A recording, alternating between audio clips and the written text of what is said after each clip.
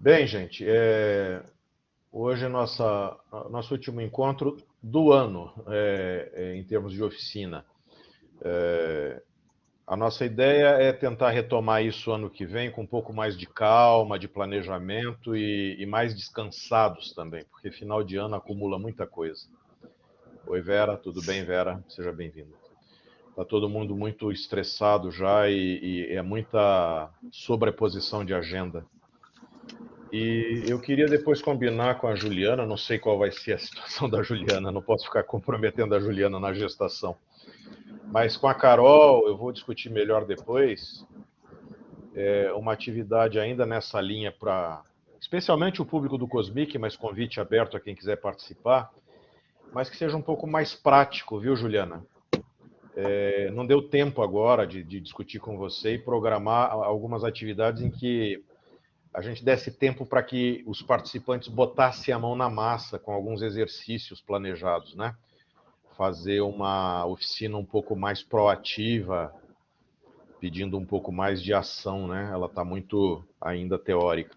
Mas não dava tempo, eu não tive tempo de preparar, também estava com uma agenda muito cheia, então foi como deu, não é? Eu acho que a gente pode até pensar em análises de introdução, alguma coisa de método fazer busca, ajudar a ensinar a fazer buscas, algumas É, coisas nesse sentido. Acho que a é. gente pode sim construir algo.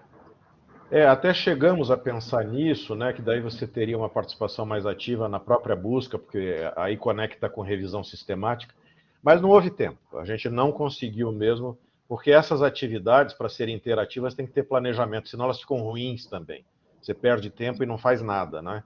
As pessoas ficam travadas, você pensa que vai sair a partir de uma, né, de uma solicitação e uma pré-exposição aí, vamos botar a mão na massa e às vezes não sai, né?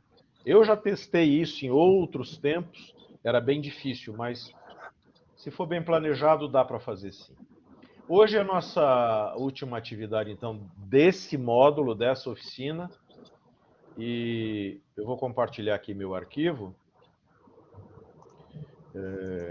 do ponto em que a gente parou ontem, tá? É uma atividade sequencial, quem está conseguindo acompanhar as 4 noites sabe o ponto em que estamos, quem for assistir as gravações também vai se conectar facilmente, pegar, né, a sequência e a coerência dessa sequência que nós montamos.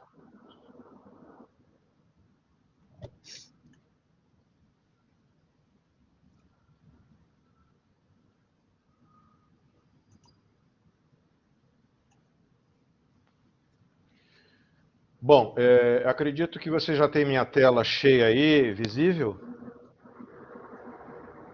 Temos sim. Ah, bom.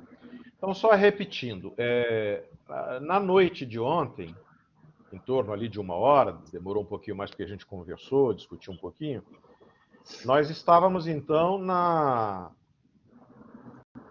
apresentação que seria essa redação científica efetiva, né? De que modo eu subdivido minhas tarefas, crio uma agenda, produzo um mapa mental, organizo as minhas ideias para fazer a redação científica sair, vencer os travamentos naturais que todos sofremos, seja os lapsos, os brancos, né, a incapacidade de criar naquele momento. Então, lembrando que nós estávamos falando de 4 estágios, dos quais os 2 primeiros foram trabalhados ontem. Criar uma mensagem, um esboço de mensagem principal. O professor Roger chamou isso na terça-feira, na visão de revisor e editor, mas também de autor, do que ele falava. A redação científica pelo parágrafo, ele chamou isso de núcleo frasal. Mas antes do núcleo frasal, eu tenho que criar uma mensagem mentalmente, contando para alguém, gravando e depois tentando traduzir no papel. Essa é nossa vida acadêmica. Vida de quem tem produção científica acadêmica é produção de texto. E para produzir texto tem que se organizar, se planejar. Então, primeiro criar a mensagem, depois organizar as ideias. A gente, na aula de ontem, na apresentação de ontem, discutiu formas de organizar as ideias. Hoje eu quero explorar com vocês Vamos escrever então? Então, a primeira versão vai sair como, né? Repetindo frases aí que compõem parágrafos. Frases curtas, diretas, claras, que tem que ser editadas, reescritas várias vezes para ir ganhando clareza. Tanto para nós mesmos, autores, quanto para os leitores. Pensando especialmente nos leitores que nos julgarão depois. E decidirão, antes dos leitores, os editores e revisores, né, que decidirão se vão nos publicar ou não.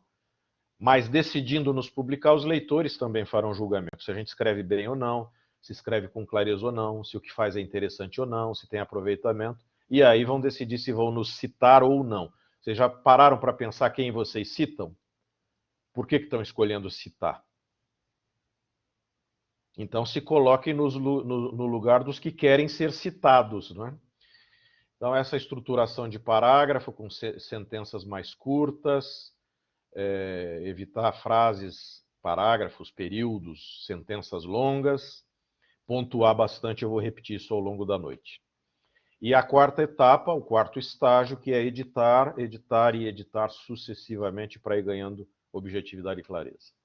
Essa primeira versão, digamos que você já tem ela mais ou menos na tua cabeça, que você já contou essa história várias vezes.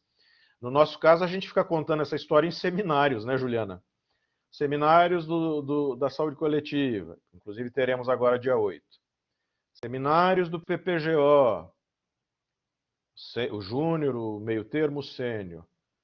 Quem é PIBIC, apresenta para o seu orientador, tem que fazer relatório parcial, depois submete à banca. Quem é TCC, apresenta para o seu orientador, depois apresenta para uma banca. Então a gente vai tendo isso treinado na cabeça. Mas essa ideia central, essa mensagem principal, tem que se transformar em texto, né? A gente já tem essa ideia, tem um propósito interessante, os nossos objetivos são válidos, são relevantes. A gente já pensou em qual é o nosso público-alvo, inclusive na escolha de revistas, ou, né, onde a gente pretende publicizar o trabalho. Nós lemos já o suficiente para termos evidências organizadas de forma lógica, o que se sabe sobre um assunto, o que não se sabe sobre um assunto, extraímos dali, da lacuna de conhecimento, o nosso foco, o nosso alvo de produção científica, estruturamos, organizamos as ideias em um sumário, em um esqueleto, com subtítulos, com pontos-chave ou palavras-chave, e algumas sentenças que a gente foi registrando ao longo das semanas, dos meses. Para isso é sempre recomendável manter um celular sempre aberto para gravar coisas que nos ocorrem, ou digitar em notas, ou mesmo, para quem não gosta de usar celular, ainda uma cadernetinha e um lápis, uma caneta, né? Como os grandes escritores sempre fizeram. O nosso diário, né? O nosso diário de bordo. Então, vamos organizar esse nosso sumário, vamos redigir, vamos treinar a redação. E a sugestão aqui é que você tente fazer desta atividade, a atividade de redação, uma atividade separada daquele planejamento prévio e, claro, da edição final que o teu texto vai sofrer, porque ele ainda vai passar pela mão de alguém sênior, mais experiente, o teu orientador, por acaso, co-orientadores, colegas, pessoas que vocês pedem ajuda para lerem com você, né? Lê minha introdução, vê se você está entendendo. Peça, não tenha vergonha de pedir para um colega de graduação, de pós-graduação, alguém da família que seja professor, alguém que seja bom de texto. A gente sempre tem alguém assim na família, um bom leitor na família, né? Hoje a gente tem, inclusive, sites abertos, onde antes de publicar você submete o teu artigo e deixa leitores eventuais opinarem sobre ele, descerem o cacete. Algumas editoras têm adotado essa estratégia de sites abertos. Antes de decidirem publicar, elas abrem o seu documento submetido para que leitores opinem antes da publicação, não depois. Tente redigir rápido. Em que sentido essa rapidez? No sentido de que se você buscar um fluxo natural, sem ficar parando em cada palavra e ponderando sobre cada palavra, porque isso atrapalha. Isso faz você perder fluxo. Você, de repente, trava numa palavra. É igual na leitura. Se você travar numa palavra que você não entendeu no parágrafo, você não avança na leitura. Quando a gente está fazendo leitura de ciência, de termos técnicos, e às vezes até de romances de bons escritores, tem palavras que a gente não conhece direito, ou não conhece mesmo. Mas veja se você consegue entender o contexto do parágrafo sem travar naquela palavra. Às vezes dá. Aquela palavra eu não conheço, mas o contexto do parágrafo eu entendi. É assim também com línguas estrangeiras. Meu professor de inglês lá na Inglaterra sempre me dizia isso. Quando você fizer leitura e redação acadêmica em inglês, não pare em palavras difíceis que você não conhece, porque senão você vai ficar tendo que recorrer a dicionário. E aí você perde fluxo de leitura ou de redação. Pule. Tente dar um contexto geral de entendimento para o parágrafo inteiro, tanto na leitura quanto na redação. Se você não achou a palavra certa, se você na leitura não entendeu, ou na redação não encontrou a palavra na hora, deixe lacunas, depois você preenche. Então, não trave por causa de bloqueio em um ponto-chave, passe para o seguinte. E uma recomendação que eu vou fazer é talvez ditar no celular. Hoje vocês sabem que é possível ditar, eu uso muito. Por exemplo, no WhatsApp eu não gosto de gravar a minha voz para mandar mensagem de voz gravada, eu não gosto. Eu recebo muitas, mas eu não envio para ninguém minha voz gravada. Mas outra coisa que eu também não faço é ficar digitando. Eu dito no WhatsApp. Acho que todos aqui sabem, né?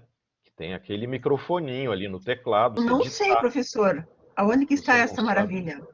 Será que eu conseguiria compartilhar? Não, mas só me dizer lá no teclado, então vai ter um microfoninho, é isso? A hora que...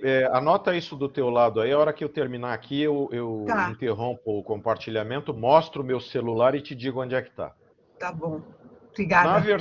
Na versão mais nova do Word, a penúltima e a última, né? Esses pacotes aí do Office estão sempre em atualização, também tem um microfoninho no menu, que você pode clicar nele e ditar. Você não precisa ficar digitando no Word, dá para ditar. Ele vai fazer primeiro um treinamento com a tua dicção, o reconhecimento da tua voz, até ele... aprendizado de máquina, isso é inteligência de máquina, inteligência artificial.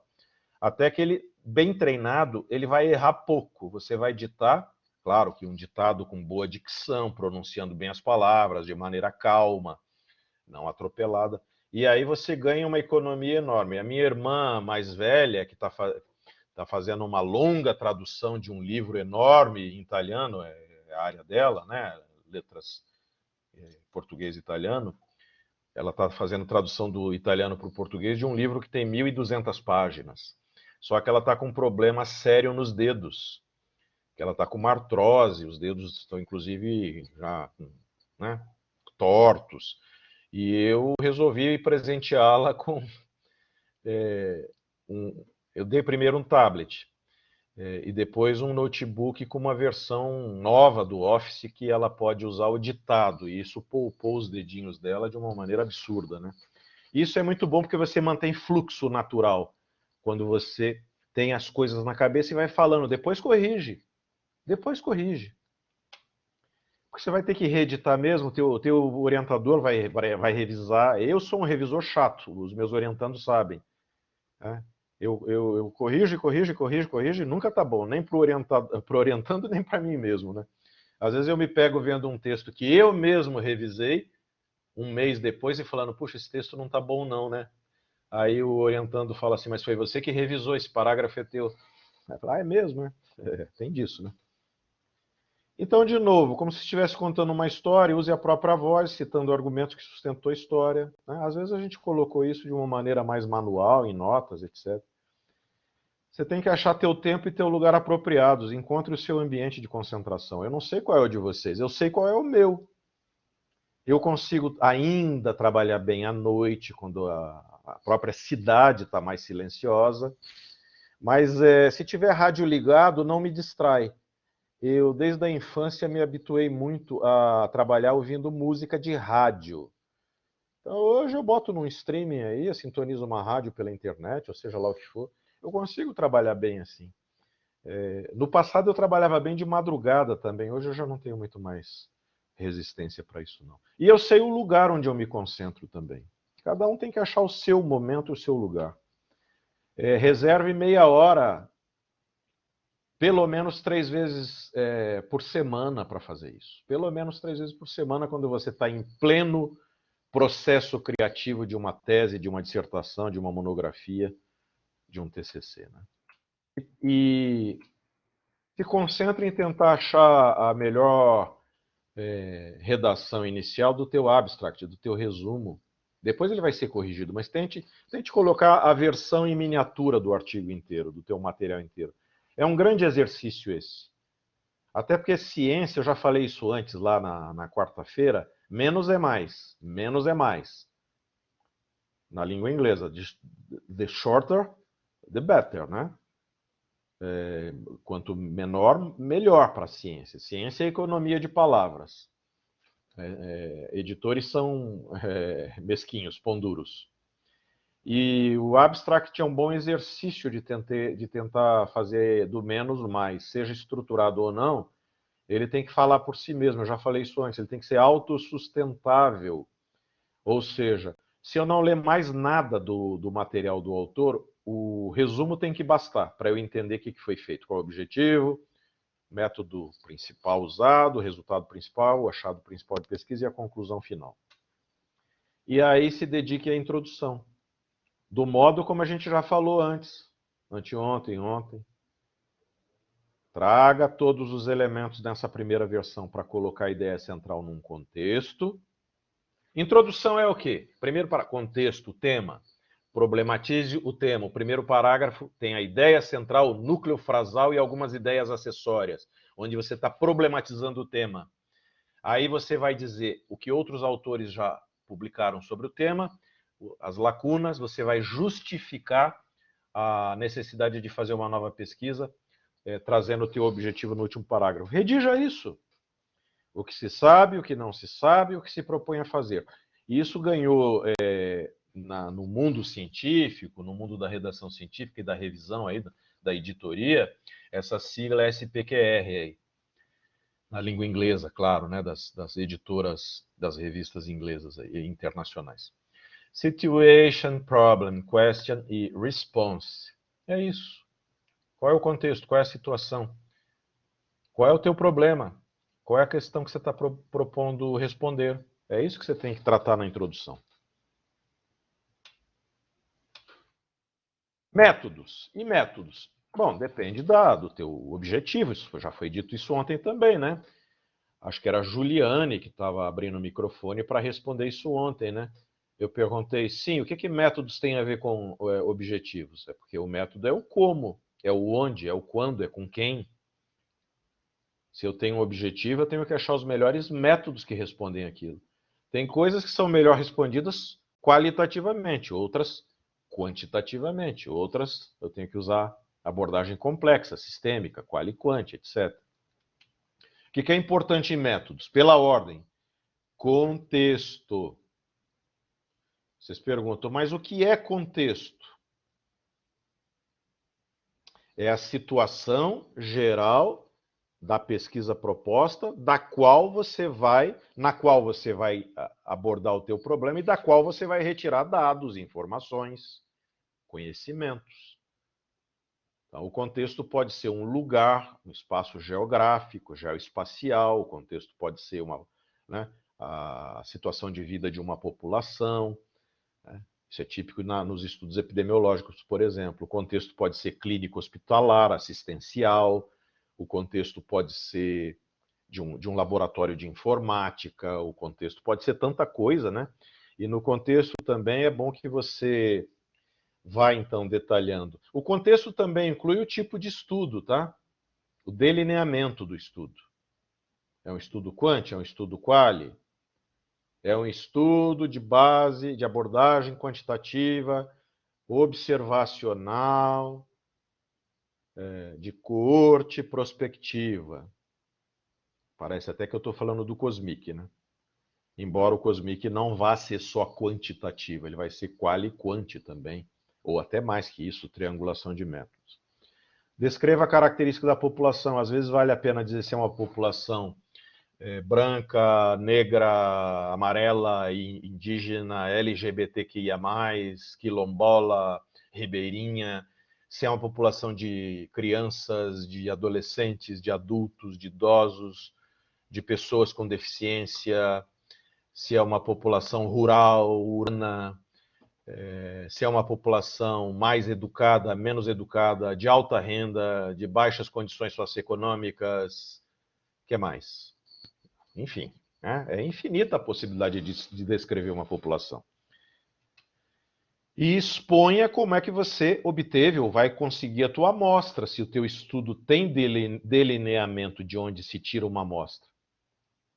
E aí você vai ter que parar para pensar. Os estudos quantitativos normalmente terão uma amostra. Você raramente vai fazer um censo populacional, embora seja possível. E aí você vai dizer se essa amostra é uma amostra extraída por métodos aleatórios, por sorteio, todos têm chance igual de estarem na amostra, todos da população de origem, né? Uma amostra randômica, randomizada. É uma amostra por conveniência, não é mal em alguns métodos, para alguns objetivos, ter uma amostra de conveniência. Inclusive porque às vezes é a única amostra possível. É uma amostra de conveniência porque é aquela que pode responder com pertinência, com profundidade, o meu objetivo. De que adiantaria ter uma amostra aleatória por sorteio, quando eu quero saber se os padrões gerenciais na área da farmácia de medicamentos para doenças crônicas, medicamentos caros na Secretaria Municipal de Saúde, se esses padrões gerenciais são conduzidos assim ou assado. Não adianta ter amostra aleatória. A amostra aleatória não sabe responder isso. Eu tenho que ter uma amostra intencional, uma amostra de conveniência para entrevistar gestores da área de gestão farmacêutica na Secretaria de Saúde. Então, pense bem como é que vai ser tua amostra, os teus orientadores, as aulas instrumentais servem para isso. Quantos serão os elementos sob observação ou intervenção? Que técnica você utilizou? Critérios de inclusão e exclusão e as características dessa amostra. E se for quali? Se for quali, aí depende. Aí tem técnicas de amostra por saturação, que você entrevista 1, 2, 3, até que não haja mais novidade nas respostas e você para, porque houve saturação de respostas, né? Às vezes a tua amostra não são pessoas, a tua amostra podem ser dados, né? A Débora trabalha muito em tecnologia em saúde, em exploração de bases de dados com padrão de amostras, que é outra coisa, né? Às vezes amostras são textos publicados, artigos científicos, numa revisão sistemática. Então, o que é amostra também varia muito, né?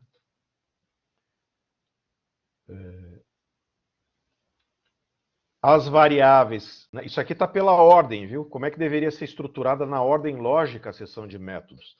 Então, agora você vai falar das tuas variáveis.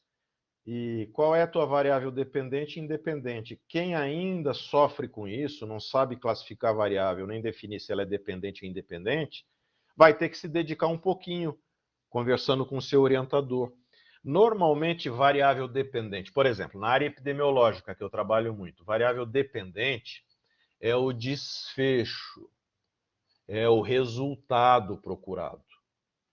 Exemplo para dentistas, eu quero saber a prevalência de cárie dentária nas macro-regiões brasileiras aos 12 anos. Cárie dentária é o meu desfecho, porque é o resultado que eu estou procurando, né? Quais seriam as variáveis independentes numa situação dessa? É aquilo que poderia explicar a prevalência de cárie nas macro-regiões.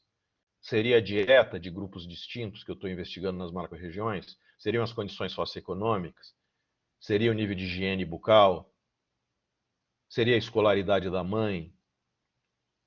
O que explica esse desfecho? Seriam as variáveis independentes.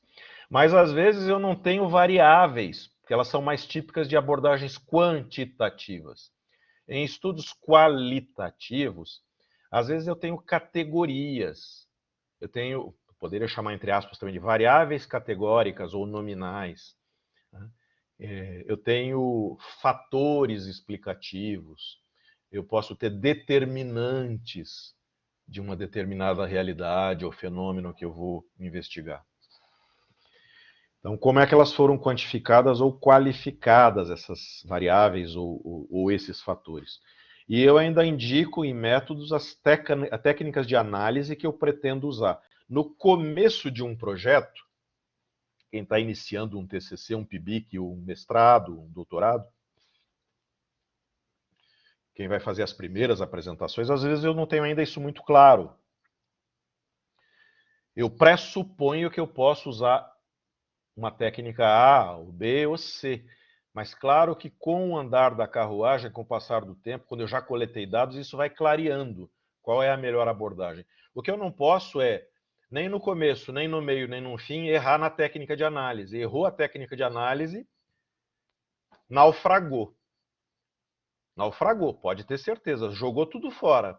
Porque nada do que você apresentar como resultado vai ser válido. Perdeu validade, seja quant ou seja quali. Você não usou a técnica certa. Então, o Sérgio Inácio, da Bioestatística, ou a professora Márcio Landowski, lá dos outros programas, eles insistem muito nisso nas aulas deles.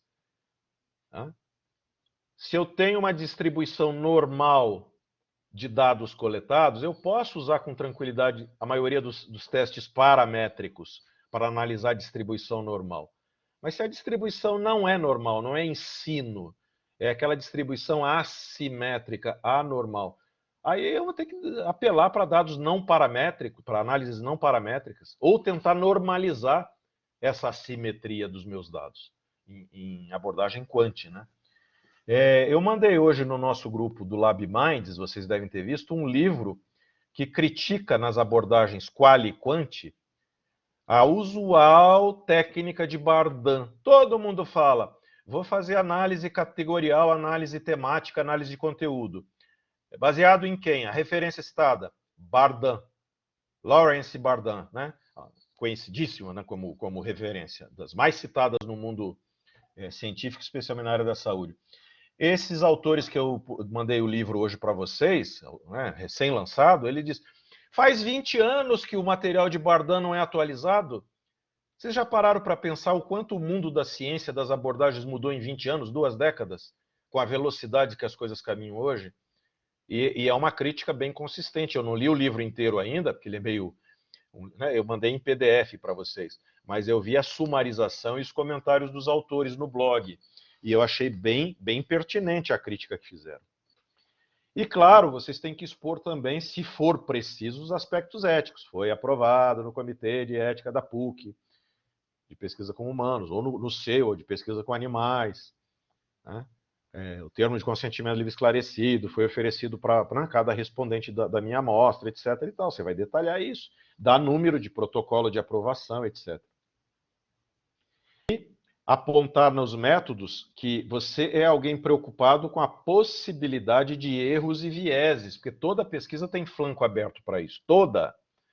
Por mais experiente e forte que seja uma equipe, um grupo de pesquisa, nos melhores centros do mundo aí, essa é uma preocupação comum, trivial, todos corremos risco no nosso desenho de estudo, coleta de dados, análise, de cometer vieses, de tendenciar, de cometer o bias aí, né? Então, eu tenho que dizer, olha, eu vou fazer análise de sensibilidade, né? Como é que é, Ju? Eu vou fazer o funnel plot, né? Eu vou ver como é que é a distribuição dos meus dados, eu vou ver se não tem outliers, né? Aqueles que escapam muito da curva de distribuição. Eu vou ver se a taxa de resposta da minha amostra foi boa, ou eu tive uma perda amostral absurda. E aqui tem os tais dos erros sistemáticos e os erros aleatórios. Erro aleatório, eu já falei em aulas de epidemia, é menos problemático, não é tão problemático. Porque os parâmetros amostrais já meio que prevêem erro aleatório. É por isso que eu prevejo margem de erro e nível de confiança. Né? Intervalo de confiança. Agora, o erro sistemático é um problemaço, um problema, e às vezes eu só descubro depois de dados coletados, né? Erro sistemático é aquele que eu fico repetindo por erro do examinador ou do entrevistador, ou por erro dos respondentes, que vão, né, repetindo o erro. E aí eu envieso toda a minha base de dados. Algum comentário até aqui?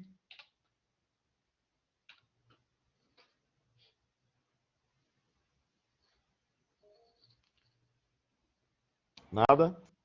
O Saulo levantou a mão. Pode falar, Saulo. Oi, estão me ouvindo? Estamos. Professor, ali na questão do resumo, eu tive facilidade na questão quando eram artigos separados. Mas quando foi para montar a tese, e você ter que escrever passo a passo, cada metodologia, cada resultado e cada conclusão, eu conto que não foi tão fácil assim. De fato. Né? Então, eu tive um pouco de dificuldade. Eu me baseei em outras teses, uma da Prof. Ju, nos resumos que a Neide enviava quando tinha várias teses, vários resumos, né? Vários artigos. E não, só para contar um pouco dessa experiência em relação a ter vários métodos no mesmo resumo. Exato. Boa observação, viu, Saulo? Não sei se a Ju também, a Débora, quem quiser comentar, mas assim, a minha experiência recente na PUC, especificamente na PUC, e isso é bem típico dos doutorados. É um problema que começa a aparecer mais nos doutorados, nas teses. Por quê?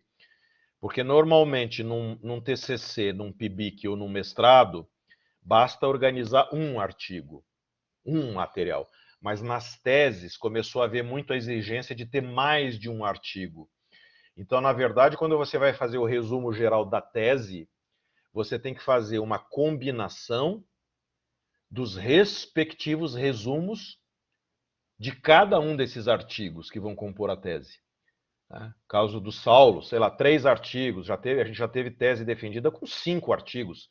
Como é que eu monto um resumo geral que compõe esses 5 resumos de artigos?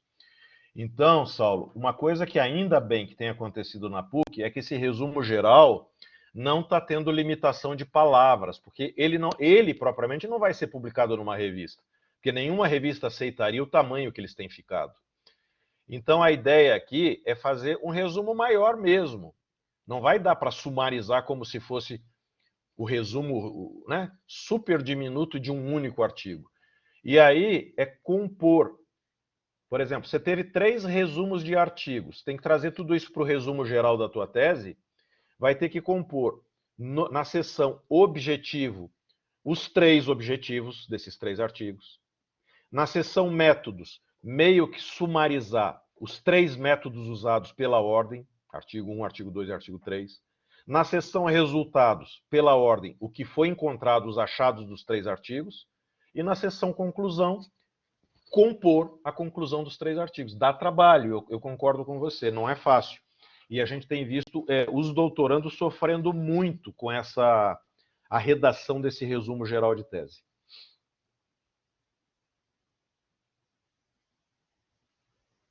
Algum comentário a mais?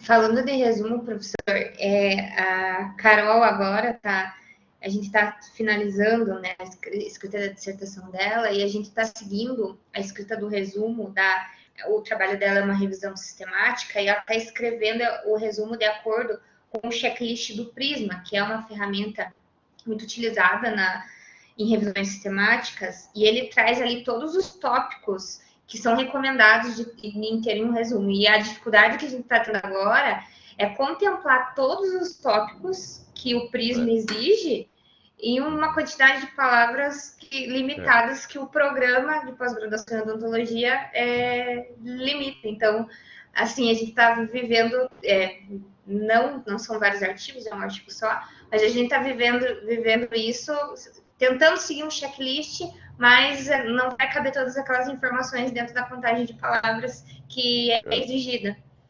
E para a própria revista depois ela não aceitaria também. Mas aí você está se referindo ao resumo de um artigo de revisão, né? Isso mesmo, de uma revisão sistemática, né? Que Porque daí é de um artigo, vai ter que ter contagem mesmo de palavras, até porque você está tentando preparar isso, deixar meio pronto para a própria revista pretendida. Agora, na questão do Saulo, quando é o resumo geral de um trabalho que tem mais de um artigo, esse resumo geral não tem essa limitação de contagem de palavras. Ele pode ser mais longo do PPGO.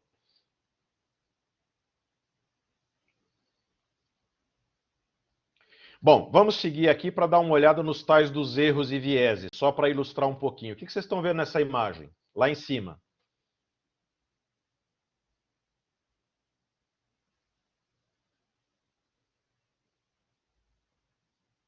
O que está acontecendo lá em cima? Está tão comum isso hoje em dia, não só na ciência, mas no mundo em geral, no mundo da internet, no mundo das redes sociais.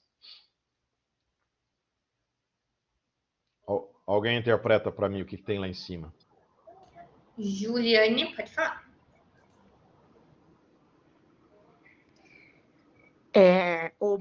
Quando a gente olha só o micro, né? Quando a gente olha só aquele pequeno espaço onde a gente está e não amplia a busca.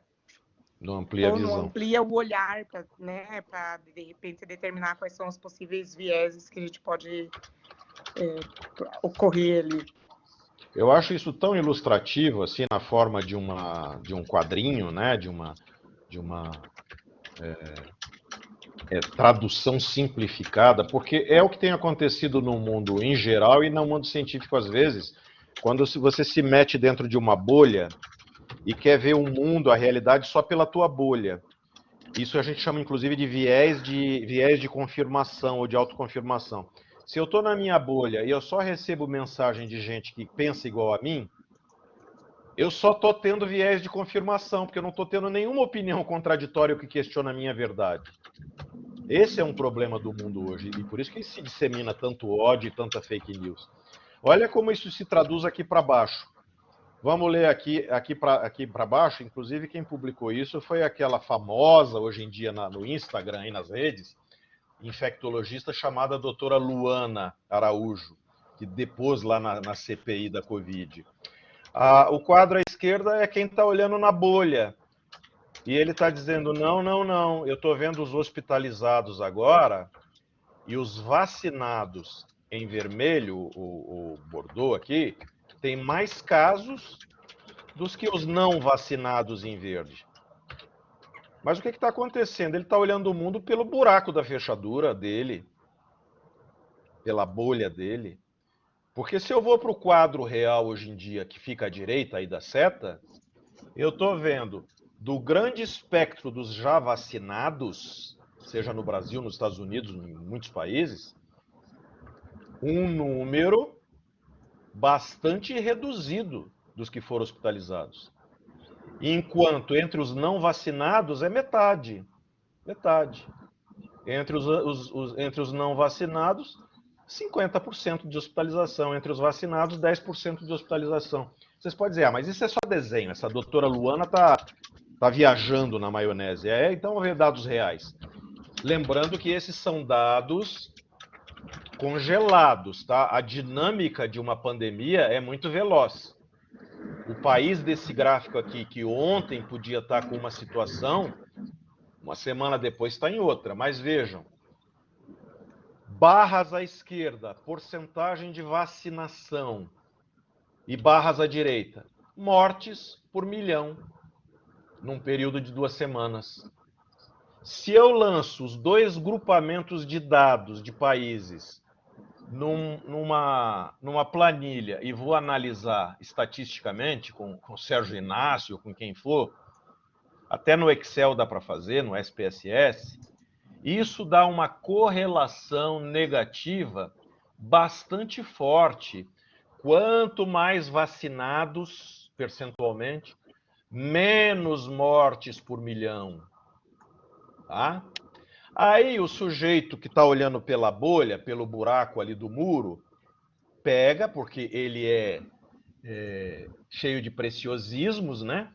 Aí ele vem aqui embaixo e vai ver os dados da Eslovênia, da Polônia, da Eslováquia, ele vai dizer, não, não, não, não, é mentira.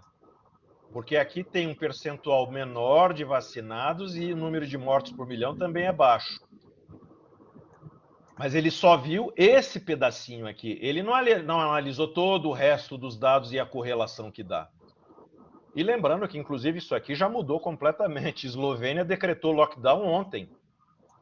Porque a partir de anteontem, as autoridades sanitárias perceberam que chegou lá também. Né? Os tempos de quarta onda, terceira onda, quarta onda, variam de país para país. O que, aliás, não nos dá tranquilidade nenhuma, porque a gente não sabe se no nosso tempo aqui na América do Sul, no Brasil, chegará uma quarta onda. Deus queira que não, né? Deus queira que não. Mas a julgar pelo que está acontecendo por aí, com a nova variante Omicron aí que estão falando hoje desesperadamente, não sei não, né? Então tem que tomar muito cuidado com o viés na tua pesquisa.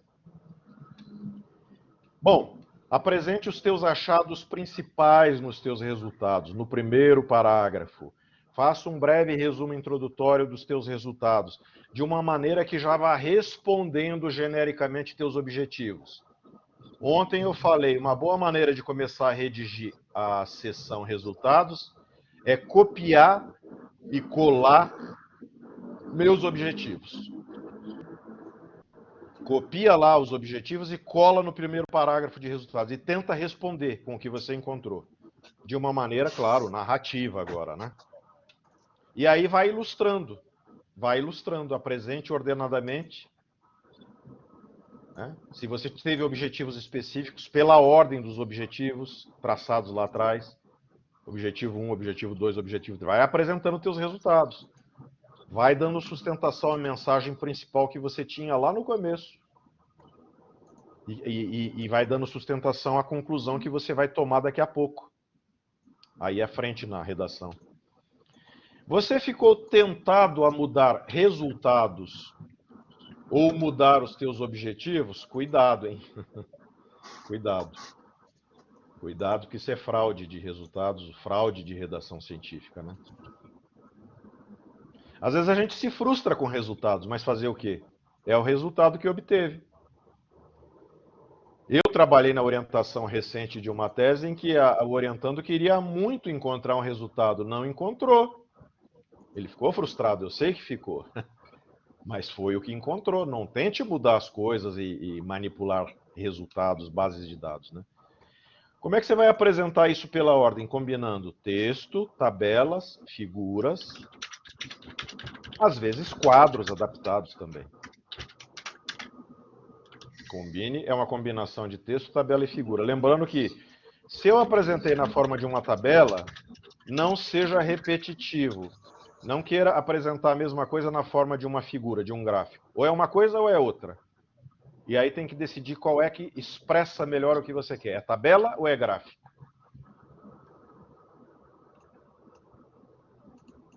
De acordo com a abordagem que você adotou metodologicamente, é quant, é qual, é híbrida, né?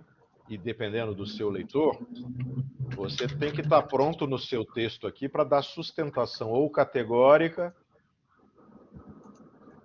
ou numérica, na forma de gráficos, de tabelas, né, para algumas das palavras seguintes, porque elas são muito imprecisas. Cuidado com essas palavras, algumas delas aqui, ó. Tipo, vários, numeroso, extenso, excessivamente insuficiente, volumoso, enorme, grande, longo, pequeno, minúsculo, mínimo, significante, inaceitável, são todas, aqui eu pus algumas só, mas são todas palavras dúbias, ambíguas. Se você chegar a usar algumas delas em redação científica, você vai ter que ilustrar com o próprio número ou com o exemplo categorial. Tá bom?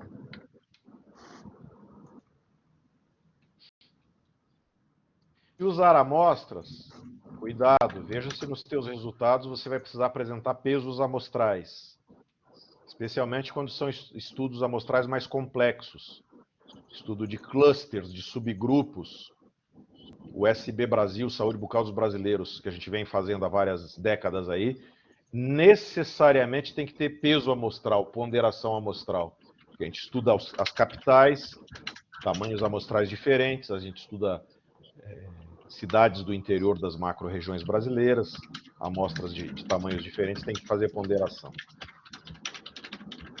A gente é tentado a usar percentagens, mas a boa regra diz não use percentagens quando você tiver uma amostra menor que 100 unidades. Se utilizar grupos ou extratos, demonstre o quanto você pode comparar esses grupos. É muito típico em alguns estudos aqui do PPGO de casos e controles. Não deixe de apresentar resultados inesperados, porque às vezes eles é que são o grande achado. A gente nem contava com aquilo, mas apareceu nos meus dados. E aí, interpretado, se torna informação relevante para o público leitor. Às vezes, inclusive, eles abrem um novo caminho de pesquisa que ninguém tinha pensado antes. Recomendação para quem faz trabalhos com estatística: não use apenas valor de P. Todo mundo fica valorizando o valor de P. Tem alguns estatísticos no mundo hoje, alguns revisores, que nem gostam mais do valor de P. Nem gostam mais. Eles querem os intervalos de confiança. Então, tem que saber construir intervalos de confiança para os seus resultados. Tá? Os mínimos e os máximos, onde a tua distribuição cai ali naquele intervalo. E tabelas e figuras, de novo, né, sem floreios. Redação científica não é eu ficar preparando uma aula para graduação cheio de gráfico animado, gráfico tridimensional, vídeo com... Não é nada de redação científica, ela é simples, seca, enxuta, sem gordurinhas. É uma chatice, viu? Perde toda a graça, mas não dá para fazer poesia aqui. E, inclusive, até porque às vezes quando eu uso gráficos tridimensionais, alguns gráficos mudam os seus valores, porque eles são áreas. Um histograma é a área que está sendo representada. Eu não posso usar tridimensional, porque eu mudei o tamanho da área, se ele é tridimensional ou se ele tem sombra, né? E aí, a discussão, a primeira sentença pode ser, de novo, a sua mensagem principal na discussão. De novo, porque redação científica é meio que repetir, com as suas próprias palavras. É usar sempre as mesmas palavras, usar as mesmas palavras-chave, usar as mesmas definições técnicas. Então, eu posso repetir no primeiro parágrafo a minha mensagem principal, e aí, claro que eu vou dialogar com a literatura, com os achados de outros autores importantes, mostrando as minhas descobertas, né? Na discussão não fica repetindo estatística, tá, gente? Estatística é para apresentar nos resultados. Aqui não é mais momento para ficar falando em percentagem, em valor de P, intervalo de confiança e em teste usado. Não, aqui é para discutir narrativamente. Compare, critique, com o conhecimento disponível, né? Com a evidência disponível. Demonstre modéstia, mas tenha segurança. Excesso de modéstia não é bom. Como é que a gente diz na linguagem chula? Quem mostra demais aquilo, né? Acaba se dando mal. Tem que ter modéstia, mas tem que ter segurança. Você que pesquisou esse assunto, você que tem os teus achados. Então, valorize os seus resultados também. Avalie as implicações teóricas, práticas ou metodológicas. Avalie se tem impacto social, o que você descobriu, se tem impacto epidemiológico, se tem impacto clínico, se tem impacto na organização de serviços. Né? Valorize as suas descobertas. Chame a atenção sobre limitações. Aqui é que está a modéstia, a honestidade científica. Lá para o final da discussão, diga, tudo bem, eu fiz um monte de coisa bacana, eu descobri isso e aquilo, eu concordei com o autor tal e tal e tal, mas os meus achados foram diferentes do autor tal e tal e tal, eu trouxe coisas novas. Mas há limitações, né? Eu não pude fazer tudo o que eu queria, né? Tive perda amostral, durante a análise eu percebi que, né, a minha abordagem precisaria de outros recursos que eu não pude usar. Então, aponte coisas, porque aí o leitor está devidamente acautelado, né?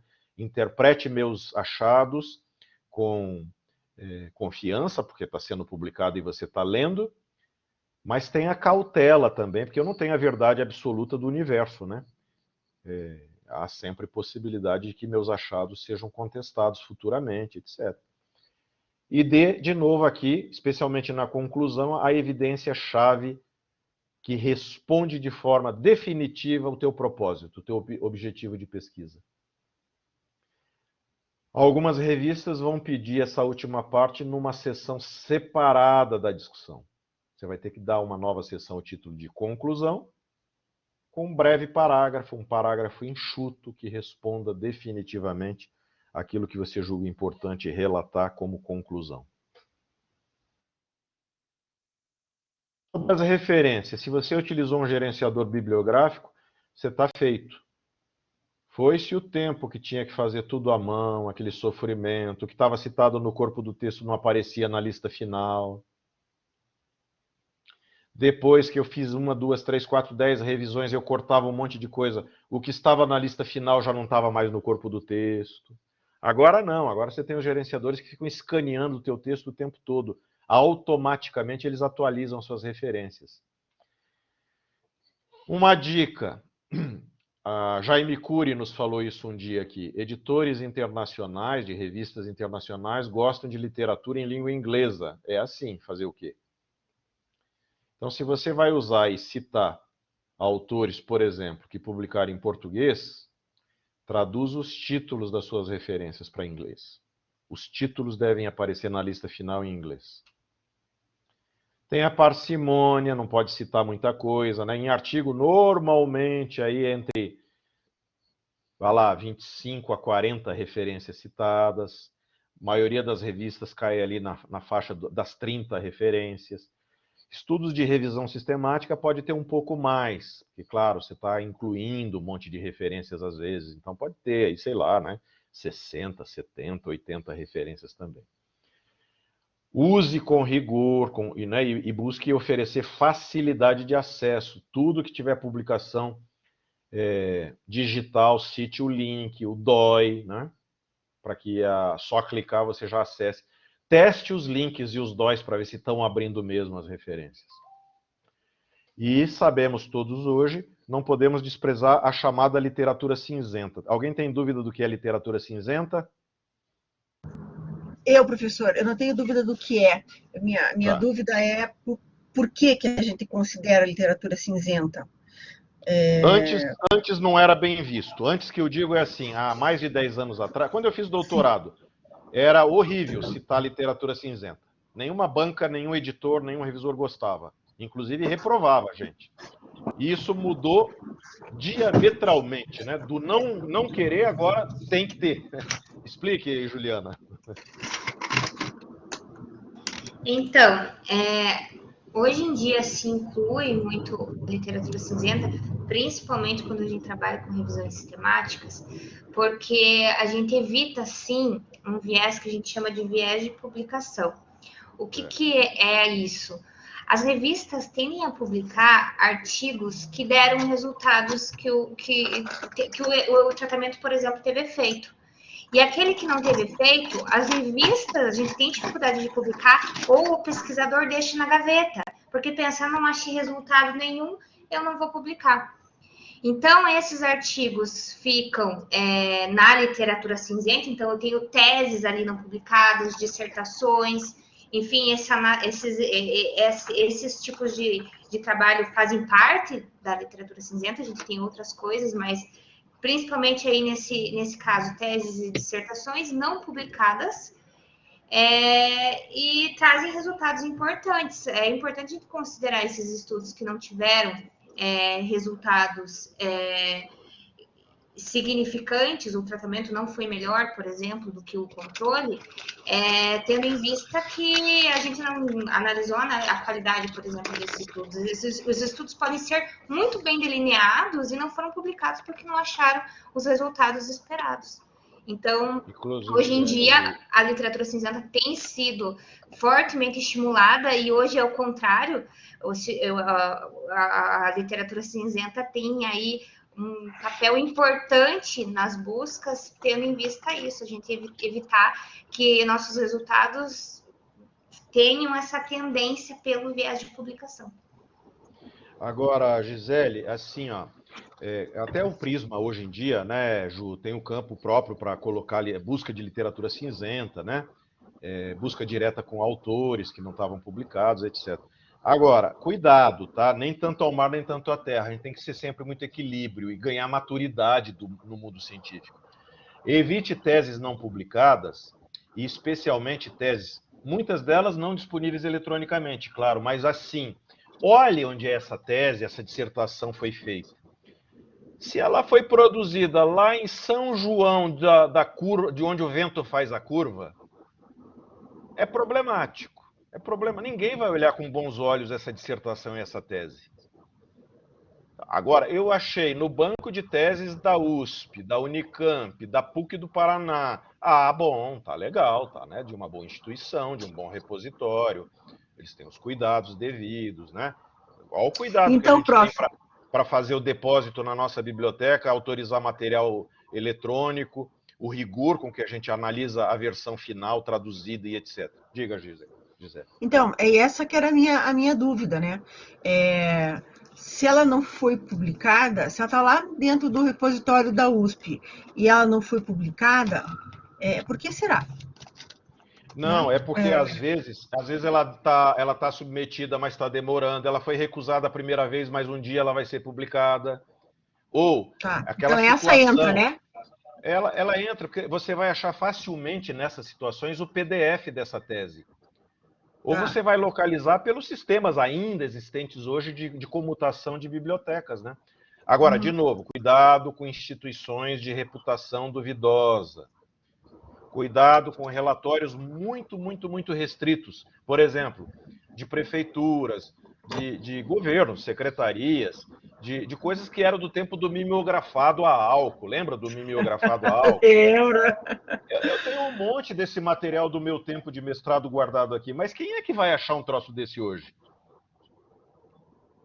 E cuidado com os tais dos blogs, né?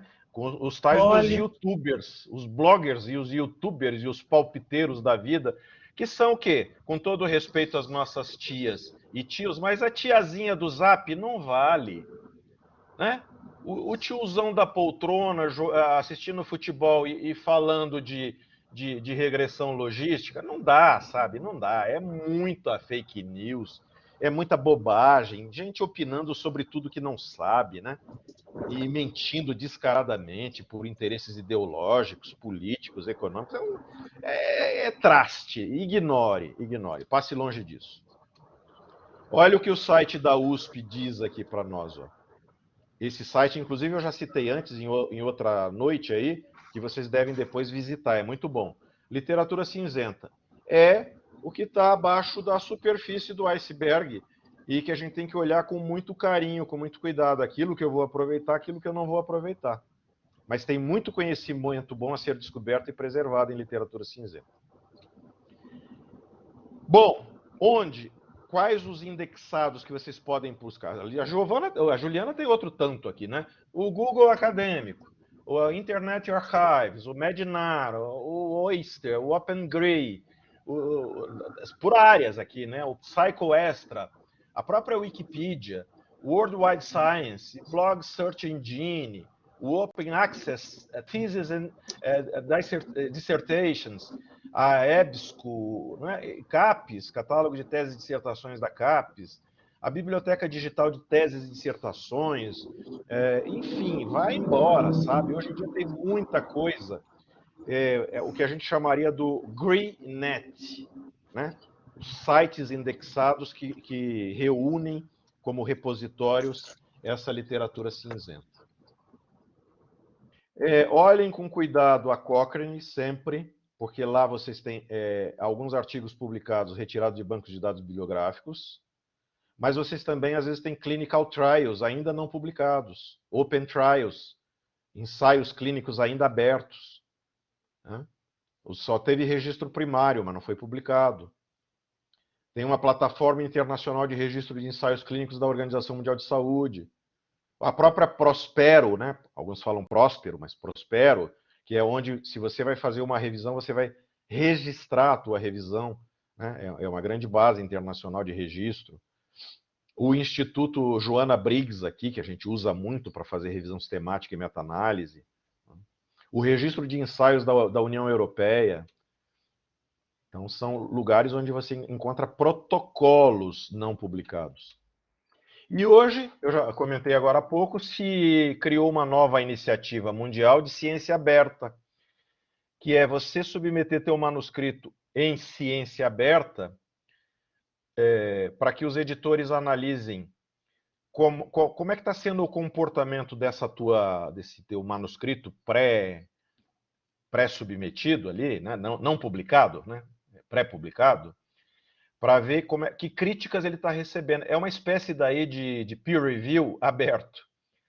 Aberto no sentido de que é coletivo. Qualquer um entra ali e analisa, lê o que tá posto ali e diz o que está bom, o que está ruim.